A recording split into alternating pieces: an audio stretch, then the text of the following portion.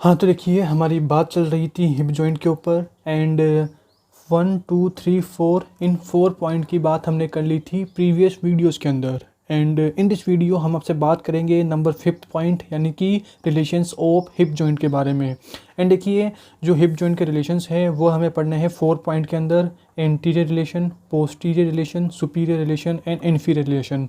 अब यहीं से आपके दिमाग में क्वेश्चन पिकअप होगा कि सर हमने इसके लेटरल एंड मीडियल रिलेशंस क्यों नहीं पढ़े एंड क्यों नहीं पढ़े लेटरल और मीडियल रिलेशंस। तो देखिए इसका मेरे पास बिल्कुल सिंपल आंसर है कि अगर आप रियल में अपने हाथों में हिप जॉइंट बनाते हो तो इसके जस्ट ऊपर यस हाँ कोई चीज़ प्रेजेंट हो सकती है, आगे यस कोई चीज़ प्रेजेंट हो सकती है, नीचे हो सकती है, पीछे कोई चीज़ प्रेजेंट हो सकती है। बट इस हिप जॉइंट में जो लेटरल साइड है वो क्या है, हमारे फीमर का हेड एंड मीडियल साइड क्या है, हमारी हिप बोन का एसिटाबुलम। तो ऑफ कोर्स यार लेटरल एंड मीडियल साइड हमारी बोन्स है, तो बोन्स को क्या पढ़ना, तो इसीलिए हम इसके लेटरल और मीडियल रिलेशंस नहीं पढ़ते हैं, only anterior, posterior, superior, inferior relations पढ़ते हैं। एंड यही बात जो मैंने अभी बोली रिलेशंस के लिए, ये कि ये बात हमारे शोल्डर जॉइंट पर भी अप्लाई होती है। वहाँ पर भी हम लेटरल एंड मीडियल रिलेशंस नहीं पढ़ते हैं। क्यों नहीं पढ़ते हैं? क्योंकि वहाँ पर आपको लेटरल साइड मिलेगी ह्यूमरस एंड मीडियल साइड मिलेगी ग्लूनर कैविटी ऑफ स्केपुला। तो ऑफ कोर्स शोल्डर जॉइंट में भी लेटरल और मीडियल साइड बोन्स है, तो हम उसके भी लेटरल मीडियल रिलेशंस नहीं पढ़ते हैं। शोल्डर जॉइंट में भी हम anterior, posterior, superior, inferior relations ही पढ़ते हैं। ओके, ये हो गया। उसके बाद देखिए जो मैंने यहाँ पर थ्योरी लिख रखी है, ये थ्योरी तो आपको बुक्स में मिल जाएगी, अगर आप गूगल करोगे तो वहाँ भी मिल जाएगी। तो थ्योरी इतनी इंपॉर्टेंट चीज़ नहीं होती है, लेकिन इतनी इंपॉर्टेंट चीज़ नहीं होती। मतलब ओवरऑल मेरा बोलने का मतलब यूँ है कि हम यहाँ पर आपसे इन सारे रिलेशंस की एकदम कॉन्सेप्चुअल बात करेंगे। मतलब हम आपको एकदम रियलाइज़ कराएंगे कि हाँ यार ये मसल्स एंटीरियर होती है, ये सुपीरियर होती है, ये इन्फीरियर होती है, ये पोस्टीरियर होती है। मतलब आपको दिखेगा। एंड अगर आपने एक बार समझ लिया ना कि हाँ यार रियल में ये एंटीरियर ही है, रियल में ये पोस्टीरियर ही है, तो आप उसे लॉन्ग टाइम तक याद रख सकोगे। आपको कॉन्फिडेंस आएगा कि हाँ यार ये तो एकदम समझ के पढ़ रखा है, तो मैं इसे 5 मिनट में जब भी मैं दोबारा रिवीजन करूँगा तो मेरा 5 मिनट में रिवीजन हो जाएगा। ओके। एंड यार वही अगर कोई चीज़ समझ के पढ़ रखी हो ना तो उसका कॉन्फिडेंस कुछ अलग ही होता है। तो हमारी इस वीडियो में मेन फोकस थ्योरी पर नहीं है, हमारा पूरा फोकस होगा समझाने पर। एंड देखिए समझाना है अगर कोई चीज़ को तो यार थोड़ा टाइम लग सकता है। ओके। एंड लेकिन न्यू गारंटी है कि एक बार अगर आपने टाइम दे दिया ना तो वो आपके माइंड के परमानेंट स्टोरेज में चली जाएगी। आप जब भी दोबारा रिकॉल करोगे तो आपको एकदम इंस्टेंट याद आ जाएगी। ओके, तो कोई ना, आते हैं मेन पॉइंट पर। तो सबसे पहले आते हैं हम anterior relation of hip joint के ऊपर। तो देखिए इसमें मुझे टोटल 3 चीज़ें पढ़नी है। एंड सीधी बात करूँ ना मैं, anterior relation of hip joint, इसके लिए आपको बस दिमाग में रखनी है 2 चीज़ें। 2 चीज़ें क्या? सबसे पहले आप यहाँ पर क्या पढ़ते हो, एंटीरियर साइड ऑफ थाई में फीमोरल ट्राइंगल।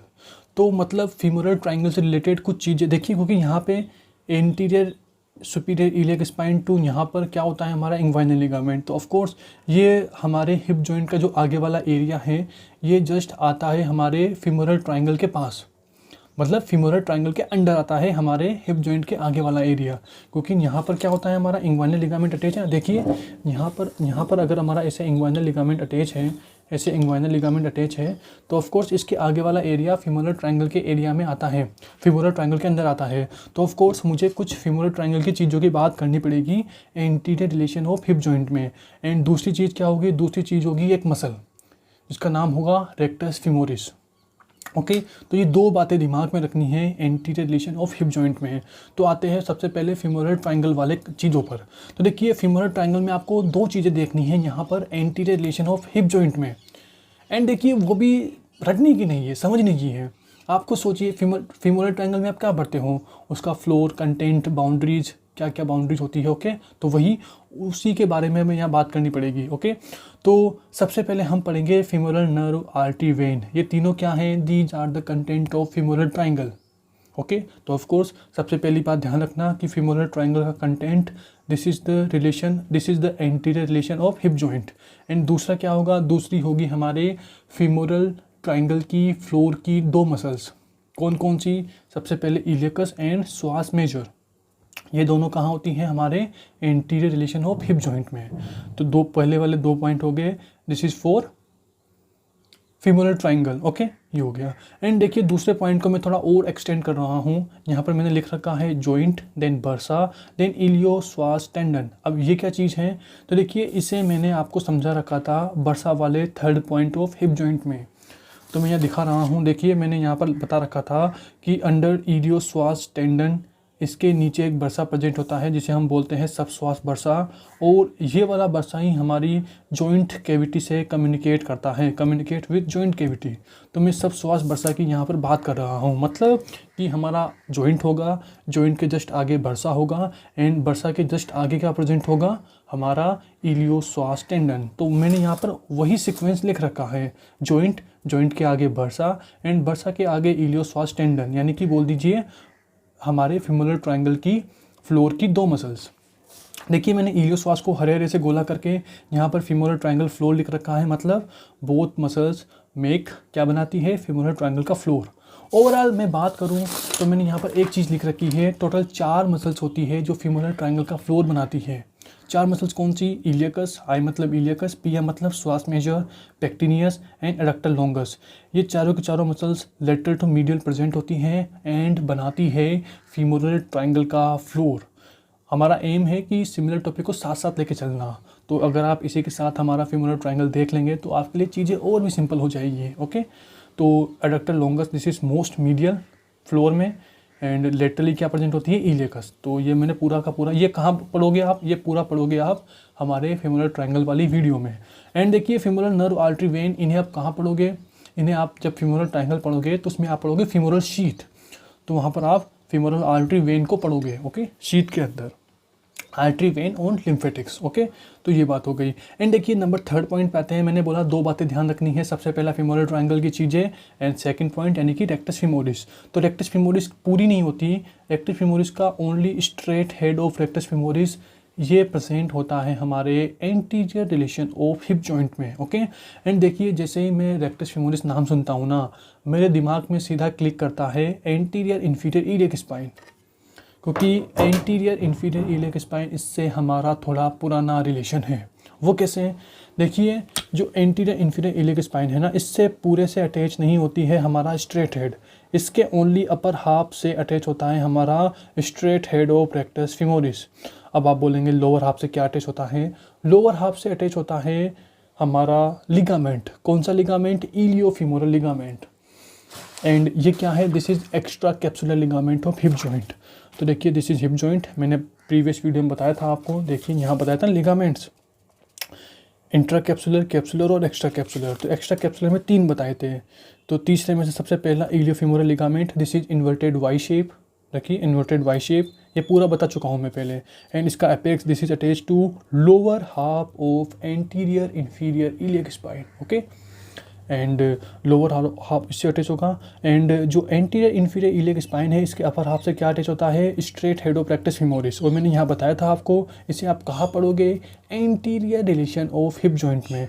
तो straight head of rectus femoris, and this is कहाँ गया? ये रहा, and straight head of rectus femoris, okay.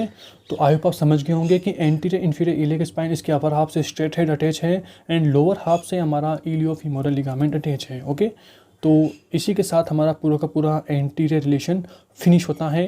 2 बातें दिमाग में, फीमोरल ट्रायंगल एंड आरएफ का स्ट्रेट हेड, ओके, ये बात ख़त्म। अब आते हैं हमारे posterior relation of hip joint में।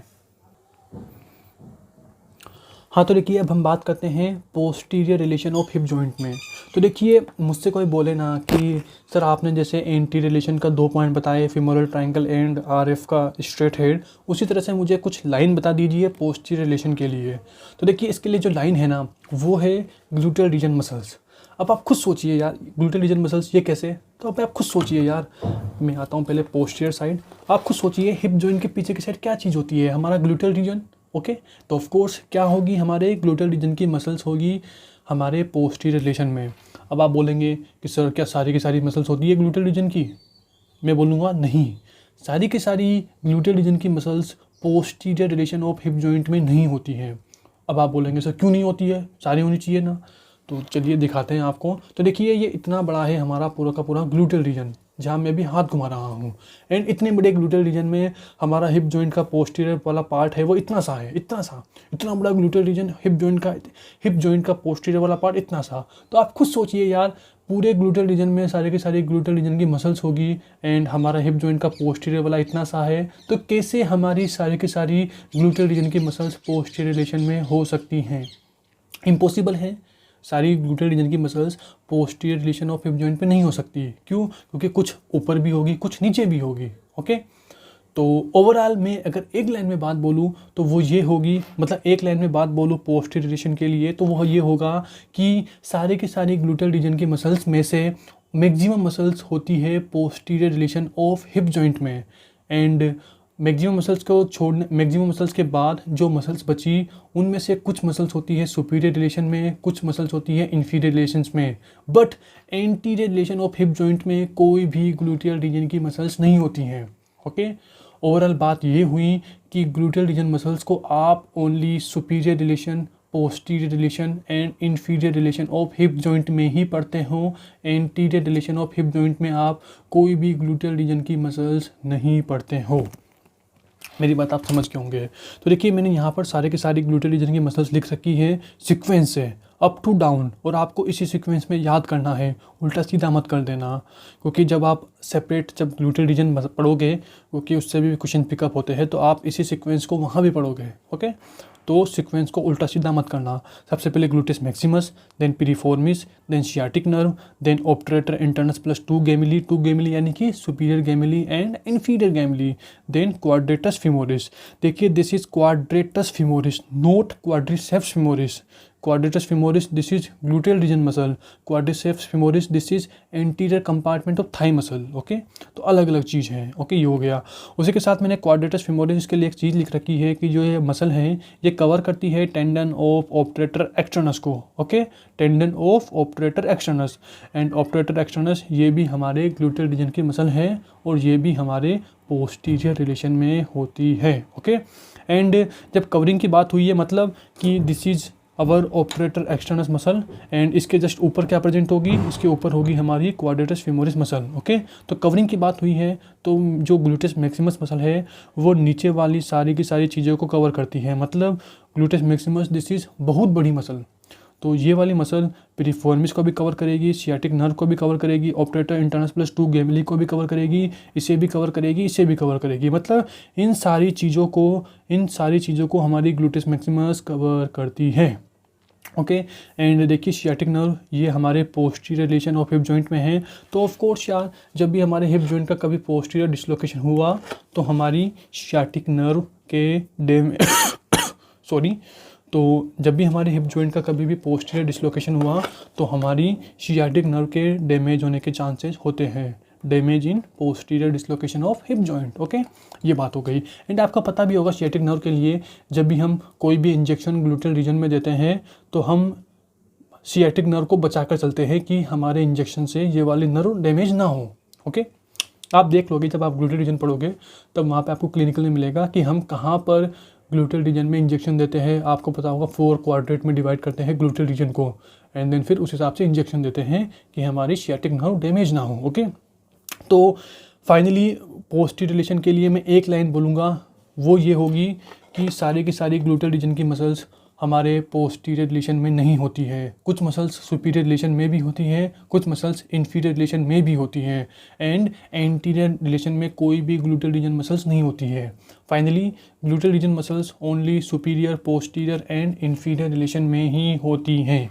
ओके, तो मतलब यहाँ भी पढ़ेंगे और यहाँ भी पढ़ेंगे हम ग्लूटियल रीजन की मसल्स। ओके, तो पोस्टीरियर की पूरी बात कर ली एंड अब हम आपसे बात करते हैं superior relation of hip joint के बारे में।